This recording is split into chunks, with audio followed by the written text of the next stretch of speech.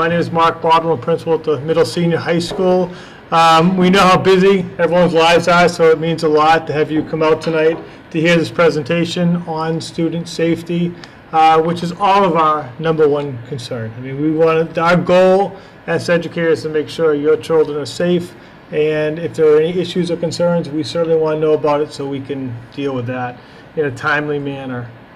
We have a number of people that will be speaking tonight here in our panel, so I'll just let them introduce themselves in case you don't know who they are. Keitha Goulet, I'm the principal at the Roselle McDonald School. Peggy Spencer, principal of Spring Street and Howard School. Ken Thaxter, I'm the school liaison officer for the West Bridgewater Police. And also we have in attendance members of our Safe Schools Committee, which meets every 4 to 6 weeks. We have Christine Page, the assistant principal at the Middle Senior High School, Hope Hanscom, our assistant superintendent, and Sue Sullivan, member of the school committee. All right, so Officer Thaxter, we'll start with you. All right, so thank you again for coming. Just to repeat what Mr. Baldwell said. So very quick history on why we have bullying laws and how the police are related. This is a story of this young lady was bullied. I don't know if she came from Ireland. You all recall the story several years back. Prior to this, the police and schools weren't really involved too much in bullying to the extent they are now. Phoebe Prince, she recently moved to the United States from Ireland. She was taunted and bullied for several weeks by at least 2 groups of students at South Hadley High School following disputes with 2 girls in late December of '09. On January 14th of 2010, 3 of the accused allegedly engaged in a persistent taunting and harassment of Prince at school, in the library, in the school auditorium. One of the accused followed her home from school in a friend's car, threw empty cans of beer at her, yelled an insult. And it was after that final incident that she took her own life by hanging herself in a stairway leading to the 2nd floor of the family apartment. Her body was discovered by her 12-year-old brother. What had happened was she was in school, she was from another country.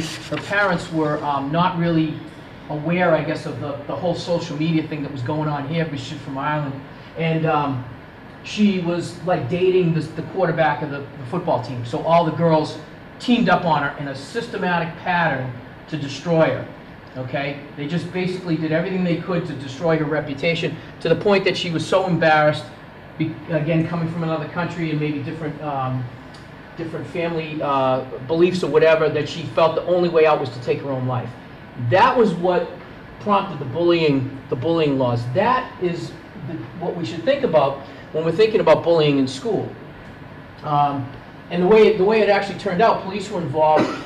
Just quickly, without reading through that, 4 of the female teenagers, 2 male and 4 female, were indicted as adults because they were 17.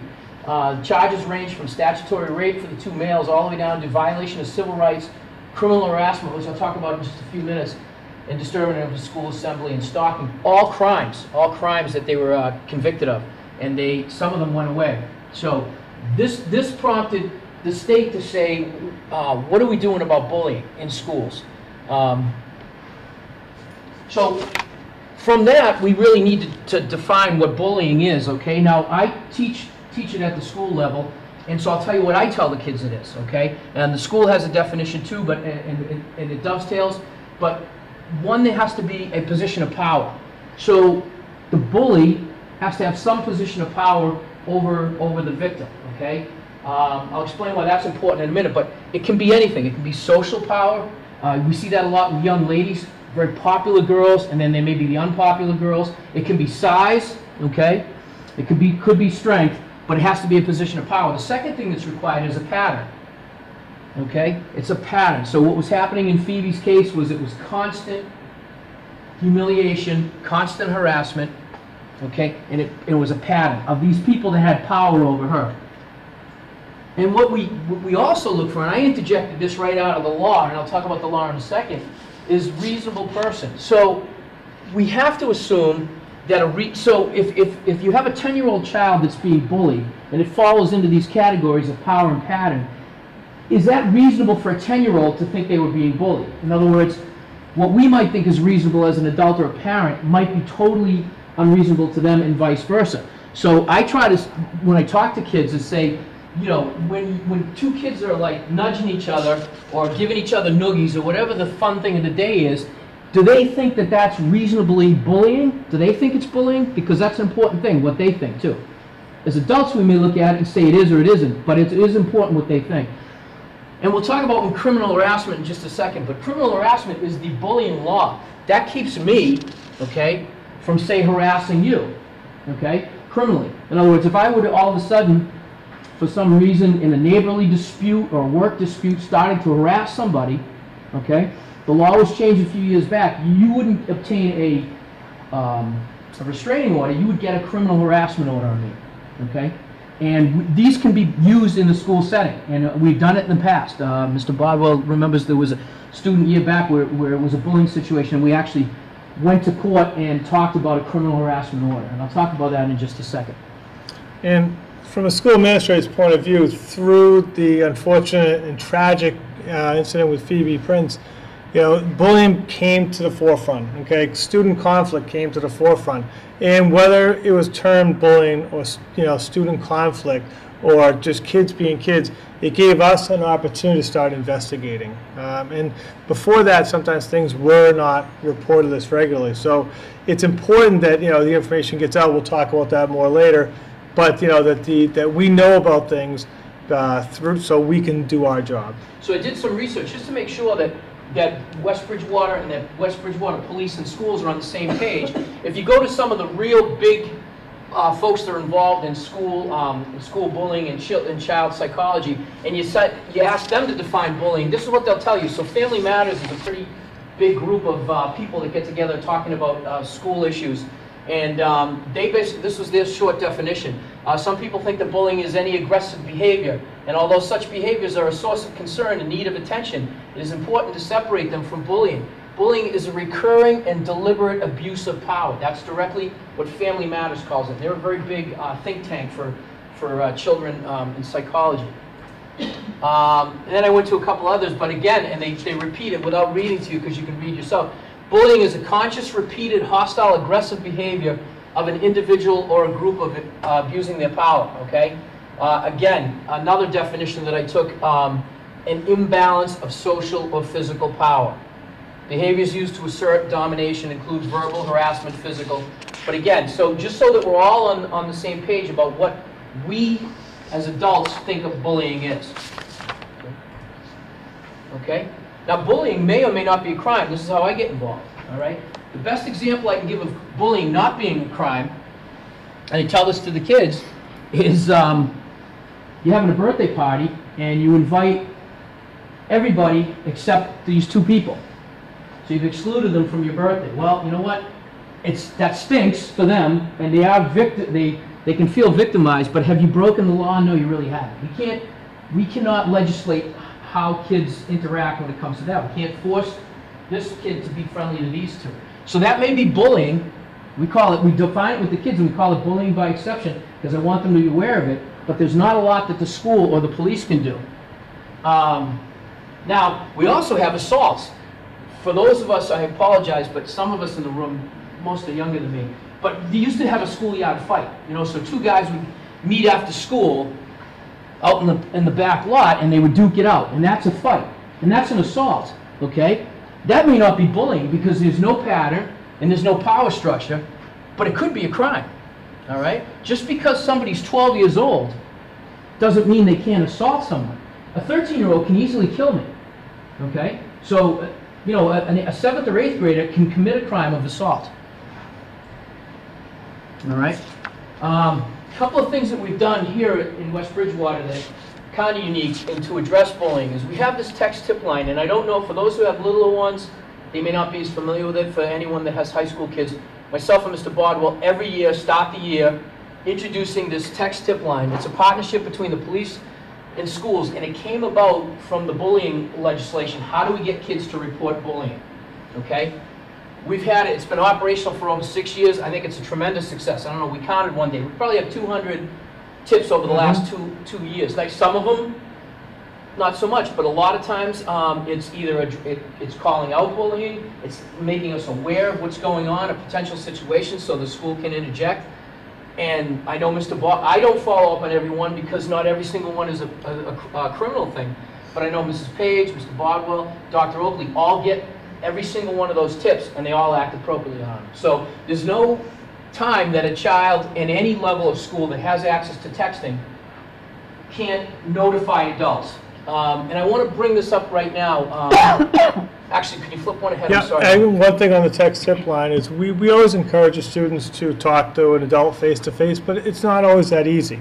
They see something going on, they don't feel comfortable reporting it, so we felt this was an easier way and an honest way for them to present us with information. We look for details so we can act on it, but it might just be some of those really good kids seeing something that they know isn't right, something that they want to see stopped, and they want to get that information to us. If I can, so I'll share one of the first ones we had 6 years ago. All these kids have gone off to better lives. So we had a student at the school that was a special needs, and he was trying to fit in with these other kids, and so he was like getting their lunches for him and stuff. And some girl saw it and said, this isn't right, and she alerted us. And then Mr. Bardwell sat down with the kids.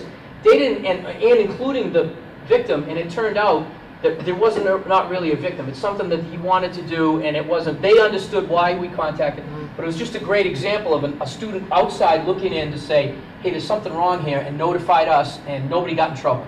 And it was a great way to teach the students what different perspectives people have. Right, and that what they were doing was in their minds they were really trying to be helpful because they knew this person wanted to help out. That was his nature to be to do these things for other kids. But then when we talked to them, they realized that that's putting them maybe in an awkward situation. Right. So that's just an example. It's one of the first ones we had. So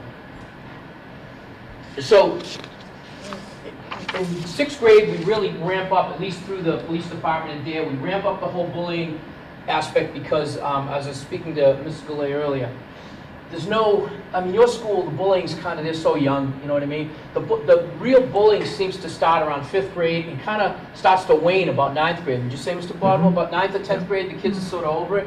So it's that little chunk of time in there that's very, very difficult. So because I have them in 6th grade, this is what we do. We dedicate a whole class in DARE to bullying. We dedicate a second class to the dangers of cyberbullying, and with that, off topic, but we talk about the dangers of the internet, predators and stuff. But we also talk about how cyberbullying can affect you, what it is, the legality of it, and such like that. So that's 2 classes of DARE, and I don't have the kids only twice a month. So that's at the beginning of the year. We also have a lesson that I call telling versus snitching, where we talk to kids about when it's appropriate to tell adults and when it may not be appropriate. Nobody wants to be a snitch. So we even address the whole how to communicate with adults. And I told Mrs. Spencer I will take blame/credit, blame probably, for a lot of reporting of bullying because I've actually gone out of my way to say, listen, if you feel like you're being bullied, make sure you tell an adult.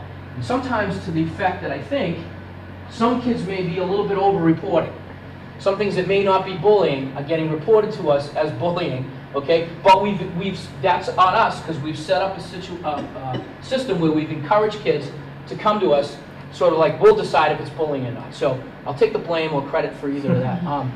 We also, every year, except for this year, and I'll explain why, but every year we produce a bullying video that the parents watch at DARE graduation. It's composed, written by the students, designed by the students, and we submit it to the college.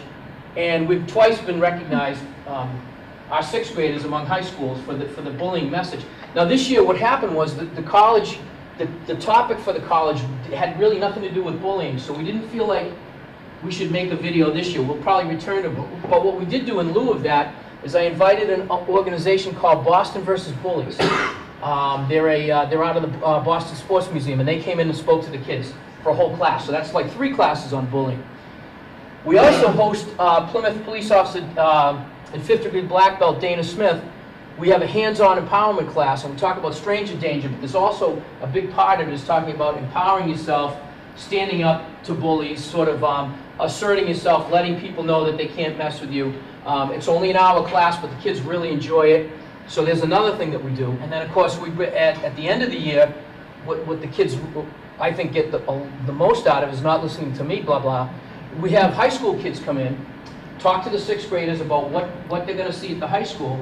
And the topic of bullying comes up every year And it's great to hear sophomores, juniors, ninth graders say, listen, you know, bullying happened when I was in school, but it gets much better. And once you get to be like a sophomore and junior, it's not even an issue anymore. So they can kind of see that if there's a bullying issue now, it's probably going to get better. And this year, we're reintroducing something that we haven't done for a long time, right, Mr. Barlow? Were you part of the mock trial, or was that before you even got to Howard? We're reintroducing this thing called mock trial. Mr. Spencer, I think I'm telling you now. I don't know if you knew this. I did not. Okay, all right. We're doing this thing called mock trial, okay? And at mock trial, it's like a bullying thing. It's a two-hour class. It's one at the end of one day for the 6th grade, and again, and they're going to focus. The DA's office is going to focus on the ramifications of that. Okay? So this is what we're doing. So we're definitely addressing it as much as we can in the grade that we feel is the most appropriate, and we do it along with DARE. Okay? Great. Oh, and this is some pictures. Well, that's Officer Smith, and that's part of our empowerment class. And the kids really enjoy it. And this is just so you can see what we did, the Boston versus Bullies. I wasn't able to attend that class. I had a death in the family, but there was they also went through their definition of bullying, which corresponds with ours. And that's, again, more Boston Bullies, and that's a gentleman from the Boston Sports Museum, again, having kids role play some different things.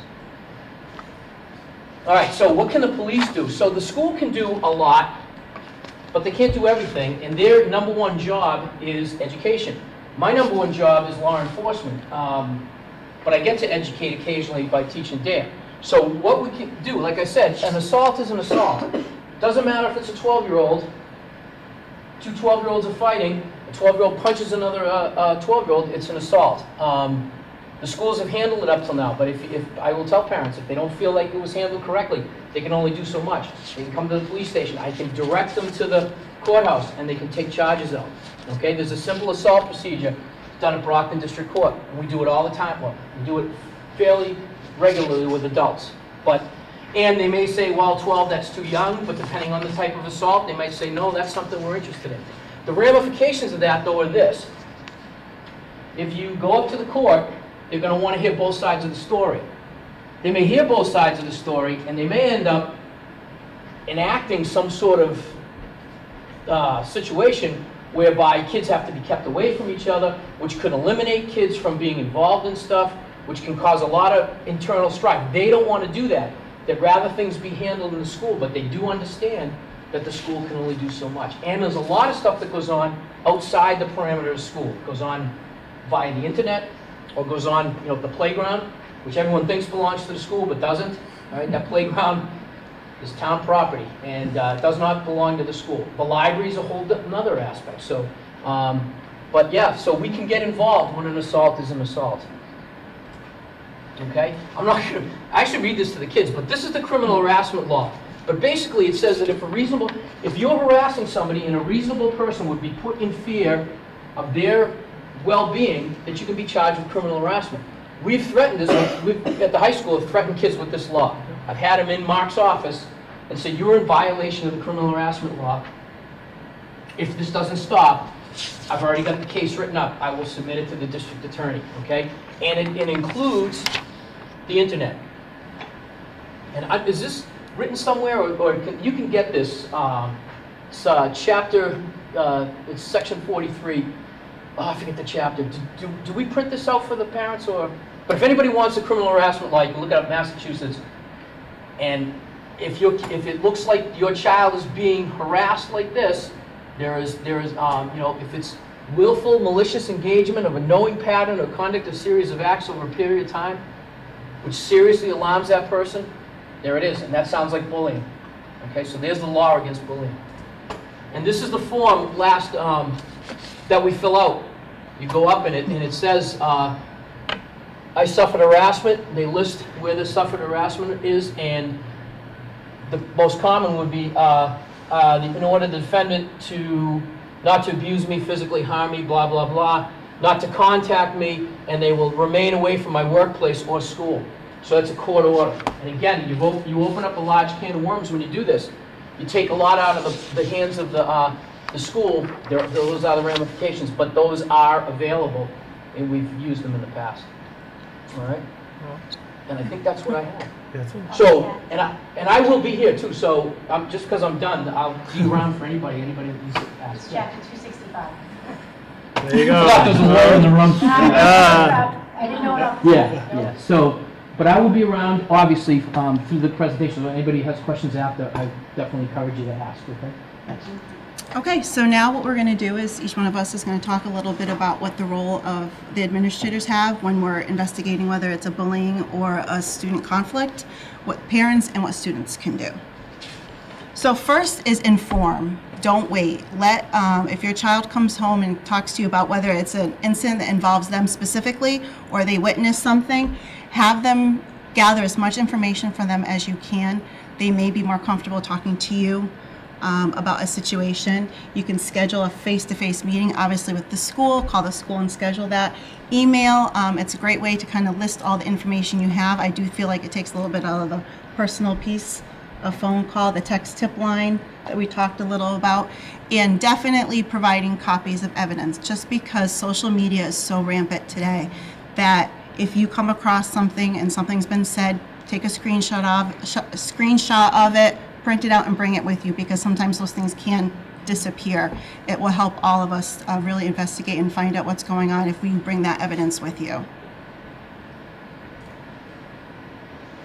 And I'm going to talk about the role of the school administration. So as a parent or an adult or as a staff member or a student, any one of those people can report bullying, and a student can report it to any adult in the building or to a parent. And then that's when the information is presented to me or any administrator. And the administrator then collects all the details. So the reporting person hopefully has collected the details of what happened so that the process can be started. And the administrator's position on this would be first to interview the target student and separately from the alleged aggressor, and get all of the information from the target or the victim, the student, as much as possible, and make sure that that child is safe, that they're feeling comfortable in school, and document everything. And encourage the child to report anything further. So any type of incident at all is definitely watched for after that. So we want to really strongly encourage the kids to let us know if anything else is happening. After that, the alleged aggressor is interviewed, and hopefully will be honest and forthcoming with what has happened. In the case of denial, or if the child is just saying that they didn't do it, or they might have done it but are not sure, further investigation is necessary. So that's when we would interview witnesses if we can find any. Everything is documented, and then after collecting all of the evidence, the determination is made whether it's bullying or conflict and or retaliation. If bullying has already been documented, is this retaliation? So that's something that we always want to know about as well. From that, we would form consequences once we can prove that it's bullying, retaliation, or if it's a conflict. In any case, there will be consequences, and we would inform both sets of parents or guardians. And there are confidentiality laws, FERPA, which is the Family and Education, I wrote it down. Does this say? Family Education Rights and Privacy Act, we call it FERPA. So it prohibits us from giving information, personal information about other students. So we're not allowed to talk about, with the target parents or guardians, we're not allowed to give information regarding consequences, names, communication with the aggressor's parents. All of that is strictly confidential, and the child is covered under the FERPA laws. The consequences then would be put into place afterwards, and again, those are confidential to whoever is involved in working with the child as the aggressor. and the staff would be notified, all staff who work with that child. And the staff is notified of both the target and the aggressor, so that we do our best to keep them separated. If they can't always be separated, there's a safety plan put in place as far as monitoring, close supervision, recess, lunchroom. Those are places where there's a lot of children and usually 2 adults. So all of recess monitors, all of the adults will be included as far as knowing what is going on and what the safety plan is. And after that, there's a follow-up with the target to make sure that everything's in place, the target is feeling safe about coming to school, there are no further incidents, and if there are, then it would start the process over again, which would be retaliation probably at that point. And then the role of parents and students. First of all, never apologize for contacting us. Your child or children are the most important things in your life. We expect if there's a problem, you will be calling us, okay? Because it's our job to work with you, to work with your child, to make sure that they're safe. So, often I'll get a call saying, or an email, I'm sorry to bother you. Well, it's not a bother, it's our job. So feel confident in that. But as a parent, and we're all parents as well, when you hear something that's gone on in school today, or on the bus, or on the athletic fields, gather information. Get as many details as possible from different sources. If it's stuff that's been sent through text or on any kind of social media, follow up on that. Quite often we've received copies of text messages that are one-sided because the other things have been deleted. And then when we talk to the other student, we see the whole story. So it's, I think it's very important as a parent to gather all of that important information. And then it's very important to inform the school in a timely manner. Don't wait. I've had parents before saying, well, there's been an issue on the bus since September, and now it's December. Months have gone by where we couldn't do anything. If we're unaware of something, we can't do anything to help. But kind of the flip side is don't rush to judgment either. Okay, make sure you're doing that first part of gathering details before coming forward. So again, you have that complete story.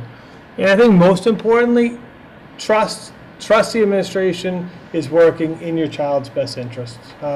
We truly are. We want them to be safe. We want them to have a good educational and social experience in school. We care very much about them. So trust that, through our investigation, the goal is to make sure that they're safe, secure, and happy, because we know if students or kids aren't happy coming to school, it's a long school day and it's certainly a long school year. There are a number of different resources available to you. The school committee policy is on our website. You can check that out. And then a lot of the handouts that Dr. Oakley had when you came in are also available on the MARC website. It's a great resource for parents to look at and gather information. At this point, we'll take any questions you may have.